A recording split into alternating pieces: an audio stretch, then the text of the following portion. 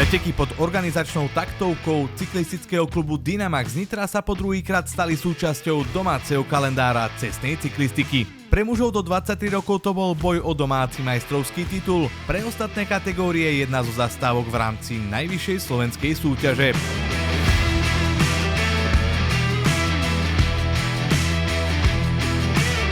Majstrovský titul v časovke do 23 rokov získal Matthias Schwarzbacher z týmu ATT Investments. 15,5 kilometrovú trať so štartom a cieľom v tajnej zvládol s náskokom 39,13 sekúnd na Martina Juríka z týmu Adria Mobil. Bronzovú medailu vybojoval minuloročný juniorský majster Slovenska Dominik Dunár z týmu Dukla Banská Bystrica. Týždeň pred touto časovkou som bol akože týždeň bez bicykla na antibiotikách doma v posteli s anginou, tak som tak trochu nečakal ísť takýto výkon.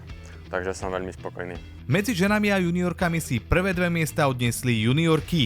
Zvíťazila Viktória Chladoňová z Klimberg Sport Team. Na druhom mieste skončila Sofia Ungerová zo Cycling Academy Trenčín.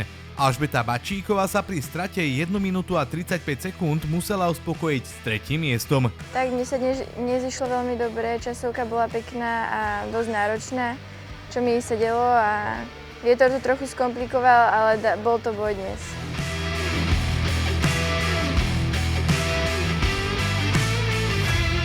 Medzi juniormi dominoval Samuel Fedor z EŠK Železiarne Podbrezová, v kadeckej kategórii Jakub Pastva z cyklistickej Tour a Karolina Hejduková z CK Epic Dohňany. Najrýchlejšími v žiackych kategóriách boli Jakub Záchenský z CIS Akadémia Petra Sagana, Nina Rafajová z CK Meška Kežmarok a Jakub Stanov z EŠK Topolčianky.